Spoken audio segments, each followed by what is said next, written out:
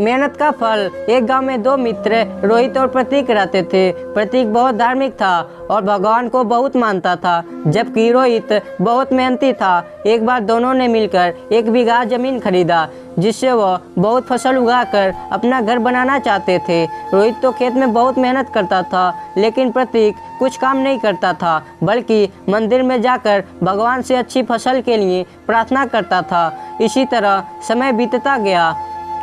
कुछ समय बाद खेत की फसल पककर तैयार हो गई, जिसको दोनों ने बाजार ले जाकर बेच दिया और इनको अच्छा पैसा मिल गया। घर आकर रोहित ने प्रतीक को कहा कि इस धन का ज़्यादा हिस्सा मुझे मिलेगा, क्योंकि मैंने खेत में ज़्यादा मेहनत की है। यह बात सुनकर प्रतीक बोला, नहीं, धन का तुमसे ज़्यादा हिस्सा मुझे मिलना चाहिए, क्योंकि मैंने भगवान से इसकी प्रार्थना की, तभी हमारी अच्छी फसल हुई। भगवान के बिना कुछ संभव नहीं है। जब वह दोनों इस बात को आपस में नहीं सुलझा सके, तो धन के बंटवारे के लिए दोनों गांव के मुखिया के पास पहुंचे। मुखिया ने दोनों की सारी बात सुनकर उन दोनों को 1-1 बोरा चावल का दिया, जिसमें कंकड़ मिले हुए थे। मुखिया ने कहा कि कल सुबह तक तुम दोनों को इसमें से चावल और कंकड़ अलग करके लाने हैं, तब मैं निर्णय करूंगा कि इस धन का ज़्यादा हिस्सा किसको मिलना चाहिए। दोनों चावल की बोरी लेकर अपने घर चले गए। रोहित ने रात भर जागकर चावल और कंकड़ को अलग किया, लेकिन